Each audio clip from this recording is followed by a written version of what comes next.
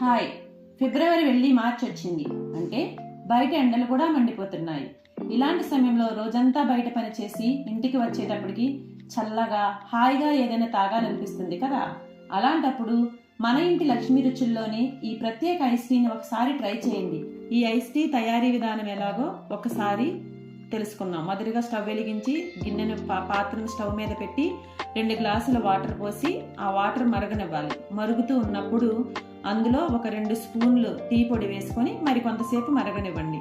Tea పొడిలోని రసం అంతా కూడా వాటర్లో కలిసేలాగా మరగనివ్వండి. ఆ తర్వాత స్టవ్ ఆఫ్ చేసేసి మరుగుతున్న గిన్నెని స్టవ్ మీద నుంచి దించి పక్కన ఉంచుకోవాలి.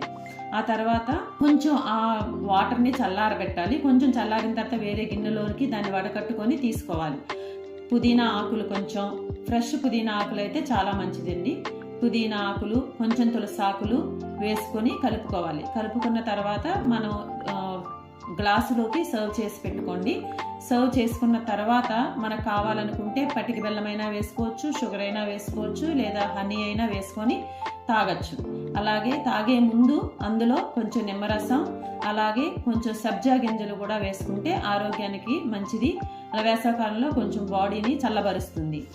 దీంతో లేదు మేము హాట్గా కాదు మాకు చల్లగా కావాలి అనుకుంటే నిమ్మకాయ సబ్జా గింజలు పిండక ముందే దీన్ని డ్రింక్ని ఫ్రిడ్జ్లో పెట్టుకొని కొంచెం చల్లారిన తర్వాత దాన్ని ఒక గ్లాసులో పోసుకొని ఐస్ క్యూబ్స్ కూడా వేసుకొని కొంచెం నిమ్మరసము అలాగే కొంచెం సబ్జా గింజలు వేసుకొని కలిపి చల్లగా సర్వ్ చేయండి.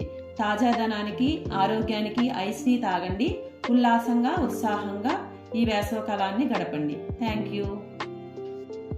మన ఇంటి లక్ష్మీ రుచుల్లో మీకు ఇంతకుముందు తెలిపిన విధంగా డ్రై ఫ్రూట్ లడ్డూలు, నువ్వుండలు, చికెన్ పచ్చడి, ట్రెడిషనల్ కారపొడులు, గుంటూరు కూరకారం మరియు పచ్చడి కారం మీ ఆర్డర్పై తయారు చేయబడును.